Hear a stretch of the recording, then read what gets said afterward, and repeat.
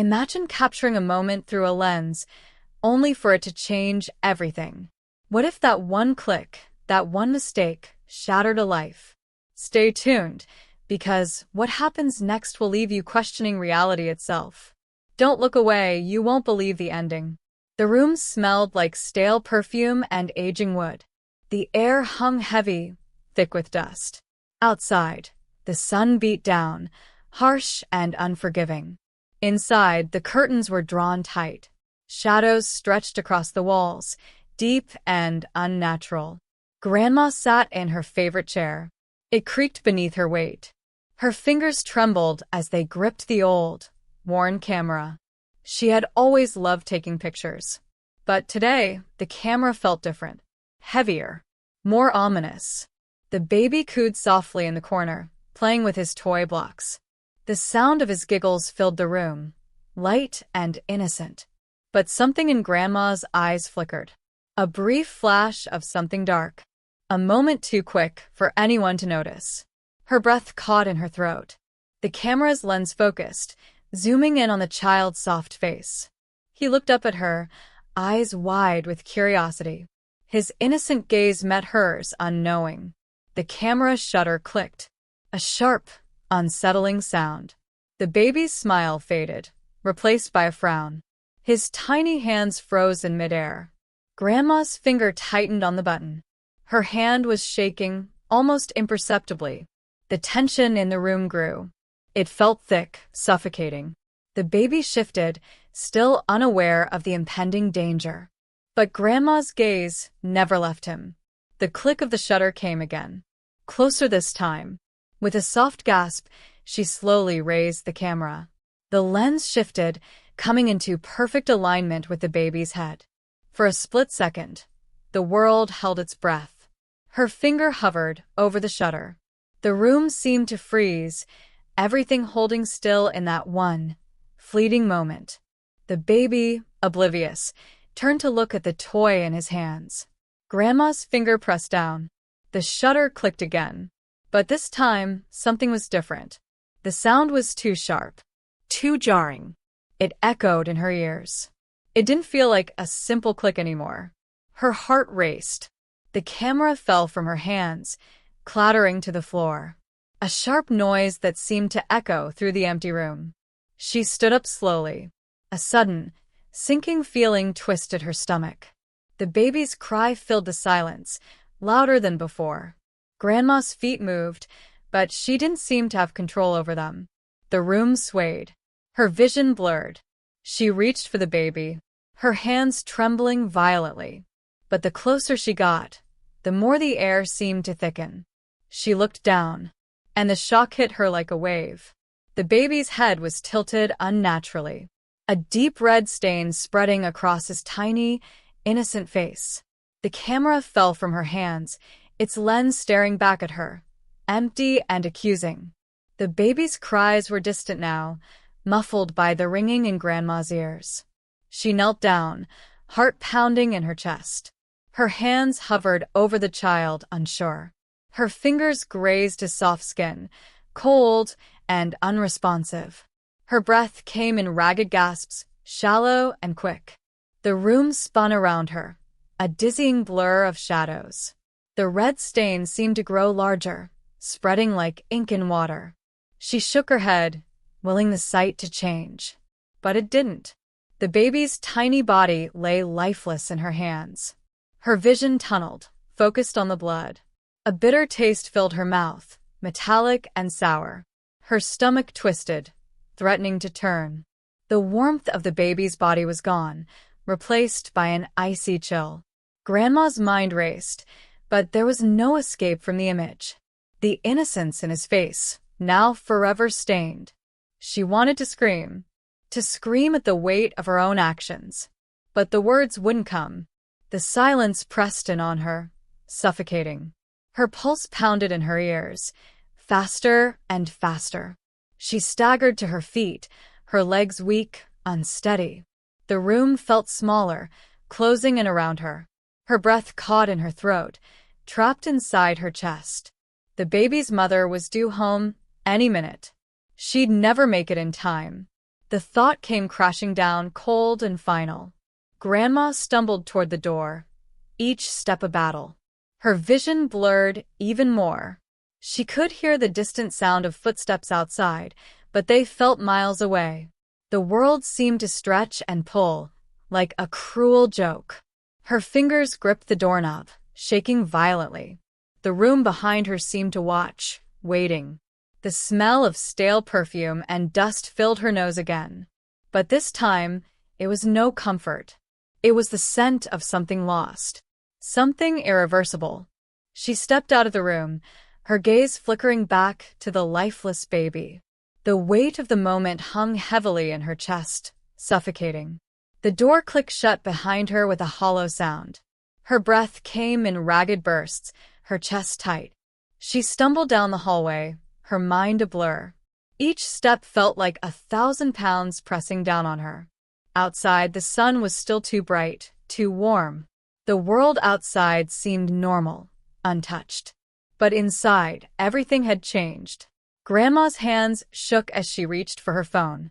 Her fingers fumbled, unable to grip it properly. She tried dialing, but the numbers didn't make sense. Nothing made sense. Her mind screamed for answers, but the silence was deafening. She had to do something. She had to fix it. The house felt empty now, a cold shell of what it once was. The soft hum of the refrigerator was the only sound that filled the space. Everything else felt wrong, out of place. Grandma sat down heavily on the couch, her legs giving way beneath her. The phone slipped from her hands, clattering to the floor. Her head spun. It felt like hours passed, but the sun hadn't moved an inch. She stared at the floor, at the marks her shoes had left behind. The world seemed frozen, waiting. She could hear the distant sound of a car approaching. Her heart skipped a beat. It was too late. The front door creaked open, and she froze. The sound of footsteps echoed down the hall. The baby's mother was home. Grandma couldn't move, couldn't speak. The footsteps grew louder, closer. The door to the room creaked open. And then, the silence broke. A voice, shaky and filled with disbelief, whispered, "What happened?" Grandma's heart pounded in her chest. Her body felt numb. The words caught in her throat, heavy and choking. She could still hear the baby's cries in her head, still feel the weight of his tiny body in her arms. But there was no going back now. The woman stepped into the room, her eyes scanning the quiet space. She froze when she saw the camera, lying on the floor, lens staring at the ceiling. Her breath hitched, confusion and fear flashing across her face. Her gaze moved to Grandma, sitting on the couch, a blank look in her eyes. The tension in the room was unbearable. Neither of them moved for what felt like an eternity. Finally, the woman spoke, her voice trembling. Where is he?" Grandma couldn't answer. She just sat there, her fingers clenched into fists in her lap. Her breath caught in her throat again, choking her, suffocating her. The woman took a cautious step forward, then another. Her eyes darted toward the closed door at the end of the hall. The silence was deafening. And then, the woman pushed past Grandma, moving quickly now, toward the room. Grandma's body remained frozen, but her eyes followed her every move. She couldn't look away. She couldn't tear her gaze from the door. The woman's footsteps echoed louder in her mind. Each step grew heavier. Each step closer to the truth. The door creaked open, and Grandma heard a sharp intake of breath. A gasp, full of shock and disbelief. And then nothing. The room behind the door was silent, too silent. Grandma's eyes shut tightly, as if trying to block out the reality. She heard the woman scream, a raw, animalistic scream that tore through the still air. It reverberated in Grandma's chest, making her heart race. She didn't want to look, but she couldn't stop herself. Her eyes opened, and her body felt like it was moving on its own. She stood, her legs unsteady, and slowly made her way down the hall. Each step was like walking through a nightmare. Each movement felt too slow. But she couldn't stop now. She reached the doorway and peered inside. And then, her world shattered. The baby's mother stood there, her body shaking violently. Tears streamed down her face, but her eyes were wide, blank. She couldn't look away from the scene before her. The baby's body was still in the crib, but now it was surrounded by a pool of dark, sticky blood. The child's face was pale. The red stains spread across his tiny forehead, where the camera had captured him in that final, terrible moment. The sight in the room was unbearable. Grandma's legs gave out beneath her, and she collapsed to the floor. Her chest tightened, her breath coming in ragged bursts. The baby's mother turned to her, her face pale, empty.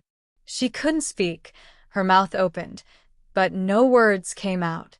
The sound of her breath, shallow and desperate, filled the room. Grandma's eyes blurred, her vision swimming. The walls seemed to close in on her. Her throat tightened as if the very air had thickened with guilt. She tried to speak, but the words wouldn't form. What could she say? How could she explain this? The silence stretched on, suffocating. It felt like hours, but it was only moments. The room seemed to spin around her, disorienting, dizzying. The baby's mother knelt beside Grandma, her trembling hand reaching out. Grandma flinched away, as if the touch would burn her. But it didn't stop the woman. Her hand hovered above Grandma's shoulder, unsure. "Why?" the woman whispered. The single word hung in the air like a heavy weight. Grandma's mind raced, but there were no answers. There was nothing she could say to make this right. Her hand shook as it reached for the camera. She had to explain, had to make the woman understand. But the lens, the image on the screen, it was already too late. The camera had captured it all. That terrible moment, the one that couldn't be undone. Grandma's fingers brushed the camera, but she couldn't lift it. The weight of it, the weight of her actions, pinned her down. The baby's mother stood up slowly, backing away. Her eyes never left Grandma, filled with disbelief and horror. She couldn't comprehend it. Grandma felt her heart shatter in her chest. She wanted to scream, to apologize, to explain, but there was nothing left to say. The room was silent again, except for the sound of distant sirens. The world outside continued to spin, but everything inside this house had stopped. Grandma's mind was a storm, swirling with guilt, regret, and confusion. Her soul felt empty, hollow. She had crossed a line, and now there was no going back. Her eyes closed, but she couldn't escape the image of the baby. The lifeless eyes staring back at her, accusing. The sirens grew louder, closer, echoing through the air. Grandma could hear them now, sharp and frantic. But they were distant, far away from the turmoil in the room. Her breath hitched in her throat again, the weight of it unbearable. The baby's mother had retreated into the corner, trembling. Her hands were shaking uncontrollably as she gripped her phone, calling for help. Her voice cracked as she spoke, barely more than a whisper. Grandma could feel the silence thickening between them. It felt like it was swallowing her whole, pulling her deeper into the void. Her body was rigid, unmoving. She couldn't face the woman. She couldn't face what she had done. The sirens wailed, and the door burst open. 2 paramedics rushed in, their movements sharp, precise. They knelt beside the baby without a word, their hands moving quickly but gently. Grandma watched, unable to tear her eyes away. The baby's mother was still in the corner, her face buried in her hands. Her sobs were muffled, raw, heart-wrenching. But Grandma didn't move. She couldn't. One of the paramedics looked up at Grandma, his face a mask of professionalism. But there was something cold in his gaze. Something distant. His eyes flickered to the camera on the floor, then back to her. He said nothing, but his gaze told her everything. The other paramedic continued working on the baby, but it was clear it was too late. The quiet, unspoken truth hung in the air, heavy and final. Grandma's heart pounded in her chest, the beat loud and fast in her ears. She felt like she was being crushed under the weight of it all. Her hands clenched at her sides, nails digging into her palms. The door opened again, and 2 police officers stepped inside, their eyes scanning the room. One of them moved toward Grandma, his gaze sharp and calculating. The other went to the baby's mother, speaking softly to her, trying to calm her. Grandma's legs gave out again, and she slumped to the floor. The cold tile beneath her was the only thing she could focus on. Her hands trembled as they rested on the ground, as if searching for some stability. The officer knelt beside her, his voice low and firm.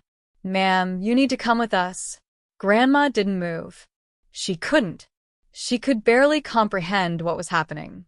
The officer placed a hand on her shoulder, but the touch felt foreign, distant. He helped her to her feet, and her body swayed, unsteady. Everything was a blur, a jumbled mess of sounds and faces she couldn't focus on. The baby's mother was still crying, her voice breaking through the haze. But it was all too much. Grandma stumbled toward the door, each step feeling like an eternity. She didn't look back. She couldn't. The cold air hit Grandma's face as the door opened, and she stepped outside, the blaring sirens almost deafening now. Her legs were weak, barely holding her upright. She felt as though she was walking through a fog, her mind far from the reality unfolding around her. The officers guided her to the squad car, their steps firm, unwavering. But Grandma's feet seemed to drag, reluctant to move, as though they were pulling her back toward the house, back to the horror she had caused. The world outside the house seemed distant, distant in a way that made everything feel unreal. She could hear the crowd gathering, voices rising in hushed whispers, wondering what had happened. But none of it mattered. Her fingers clenched against her sides, the cold metal of the handcuffs biting into her skin. She barely noticed them anymore. The numbing shock of the moment was all she could feel. They opened the car door for her, but she couldn't bring herself to sit. The weight of the moment crushed her chest, making it hard to breathe. Her eyes were fixed on the house, a place that had once been filled with warmth, with laughter.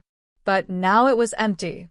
Now, it was nothing but a shell, haunted by the terrible truth inside. One of the officers spoke to her, but his voice was muffled, like he was speaking from far away. "Do you understand what's happening, ma'am?" She didn't answer. She couldn't find the words. The world seemed to blur around her, the crowd outside, the paramedics, the flashing lights. All of it felt too far away, too separate from the crushing guilt in her chest. Her body moved without her permission, her hands gripping the car door as they pushed her inside. The seat felt cold beneath her, the leather sticky against her skin. As the car door slammed shut, Grandma's eyes drifted to the window, the house still visible in the distance. She could almost see the shadows of the paramedics moving inside. But it didn't matter anymore. Her world had ended, and there was no going back. The officer got into the front seat, and the car pulled away, but Grandma didn't look back. Her eyes stayed fixed on the house, a silent witness to the irreversible consequences of her actions. The sirens faded into the distance. But the image of the baby, the blood, the camera, would stay with her forever. It would haunt her in her dreams, in every moment of silence, in every corner of her mind. The drive felt endless, like time itself had come to a halt. The city passed in blurred shapes and flashing lights, but Grandma didn't see any of it. Her eyes were vacant, staring straight ahead, as if the world outside had ceased to exist. The sound of the tires on the road was the only thing grounding her to reality, but even that felt distant, disconnected. Her hands were folded in her lap, stiff and trembling, as though they had lost all control. The handcuffs around her wrists were no longer a physical presence. They were a part of her, a symbol of everything she couldn't escape.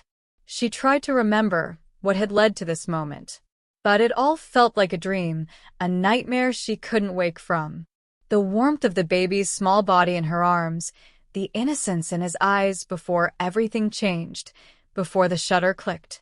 She couldn't go back. She couldn't undo what she had done. The guilt was suffocating, an endless weight pressing down on her chest, making it hard to breathe. The car took a turn and the cityscape began to change. Buildings gave way to smaller homes, then the cold, sterile lines of the police precinct.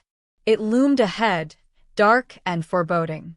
The car stopped in front of the building, the engine cutting off with a soft, final thud. Grandma didn't move, not at first. She stared at the precinct's door, her heart pounding in her ears. The officer in the front seat spoke again, but his words were muffled, fading away as if she were underwater. He opened the door and stepped out, moving to her side. He didn't say anything more. He didn't need to. He opened her door and Grandma slowly looked up at him. His eyes were cold, calculating, but there was no malice. Just the weight of what was to come. Her legs shook as she stood, unsteady on her feet. Her gaze flickered to the building again, and her heart sank deeper. She knew what awaited her inside. But that was the least of her worries now. The door to the precinct opened. She stepped inside, her shoes clicking on the tile floor, each step echoing through the hollow hallways. The air felt thick, heavy with the weight of her actions, her own presence. She could feel the eyes of the officers on her as she passed, but she didn't look at them. She didn't want to. They led her down a long hallway, the walls closing in around her. Everything seemed to move in slow motion, each second stretching out endlessly. Finally, they stopped in front of a small room, a simple, stark interrogation room. The door clicked open, and Grandma was ushered inside. It was cold. Too cold. A single, harsh light hung above the table, casting long shadows against the walls. She sat in the chair they placed for her, the coldness seeping through her clothes. The door clicked shut behind her, and she was alone. The silence was suffocating. Her heart still raced, but it felt distant, detached. She had no idea how long she sat there, staring at the table, her mind replaying the events over and over. The image of the baby's face, the blood, the camera, all of it. And as the seconds dragged on, she realized that the silence wasn't just the room's. It was in her, too. The door opened slowly, breaking the silence. A man stepped in, his face stern, his uniform crisp. He didn't say a word at first, just sat across from her, his eyes scanning her face, looking for something, some crack in her composure. Grandma didn't meet his gaze. Her eyes stayed fixed on the table, on the rough texture of the wood that seemed to mock her. Everything felt numb now, distant. The officer cleared his throat, his voice low and measured. "Ma'am, I need you to tell me what happened." Grandma swallowed hard, the lump in her throat too large to ignore. She couldn't look at him. Her hands were clasped tightly in her lap, shaking uncontrollably. The officer waited, giving her time. But the weight of his words, of his presence, pressed down on her, suffocating her. Her voice cracked. The words wouldn't come. It felt like trying to breathe through water, like every attempt to speak was swallowed by the deep, suffocating guilt inside her. She closed her eyes, trying to steady her breathing. The images flashed before her again, flashes of the baby's face, of the moment the camera snapped, of the life that had been taken. "I didn't mean to," she whispered, barely audible. The officer leaned forward, his gaze softening ever so slightly. "Then what happened?" She tried to speak, but the words lodged in her throat, heavy and bitter. Her fingers gripped the edge of the table, her knuckles white, as she fought to find her voice. "I was just taking pictures," she said finally, the words falling out of her like stones. "The camera, it was an accident." The officer remained silent, his expression unreadable. Grandma's mind spiraled, the memories crashing against each other, the confusion, the regret. It wasn't an accident. She knew it wasn't. But how could she admit that? The room felt colder now, the silence stretching out endlessly. Grandma closed her eyes again, her hands shaking more violently. "I don't know," she murmured, her voice barely a whisper. "I don't know how it happened, but she did. She knew, and she couldn't escape it." The officer didn't speak for a long time. He simply watched her, his eyes steady, giving her space to sort through the chaos in her mind. Grandma sat there, hands still trembling, her breath shallow. She could feel the weight of the room pressing down on her, the unbearable silence wrapping around her like a suffocating blanket. The door behind her creaked open again, and this time, it was another officer who stepped inside. He glanced at Grandma, but his attention quickly moved to the officer across from her. They exchanged a few words, too quiet for her to hear, before the second officer left just as quickly as he had entered. Grandma's head spun. The room, the walls, the faces, all of it seemed to blur together in an endless loop. Her mind kept circling back to that moment, the image of the camera snapping, the weight of the baby in her arms, the blood that had spread so quickly. She closed her eyes, as if blocking it out would somehow make it all go away. But it didn't. The images, the guilt, the horror, it was all there, waiting for her when she opened her eyes again. When she finally spoke, her voice was barely a whisper. "I didn't mean for it to happen." The officer leaned back in his chair, his eyes softening ever so slightly. "I know," he said quietly, "but it did. And now we have to deal with it." Grandma nodded, though the weight of his words felt like a physical blow. She had to face the consequences of her actions. There was no escaping it. Another silence fell between them, and this time, it felt different. It wasn't just the emptiness of the room anymore. It was the space between guilt and acceptance, the place where responsibility had to be taken. She took a deep breath, finally lifting her eyes to meet the officer's gaze. There were no more words left to say. The door opened again, this time with the presence of two detectives. They entered the room, and Grandma felt the finality in their approach. They were here to begin the next part of the journey she would face alone. And as the officers moved to stand, signaling the end of her questioning, Grandma didn't resist. She stood slowly, her legs unsteady, her heart heavy. Her eyes glanced one last time at the table, at the room that had been both witness and prison to her guilt. And as the door shut behind her, she knew that she was leaving this chapter behind. But the echoes of her actions would follow her, wherever she went.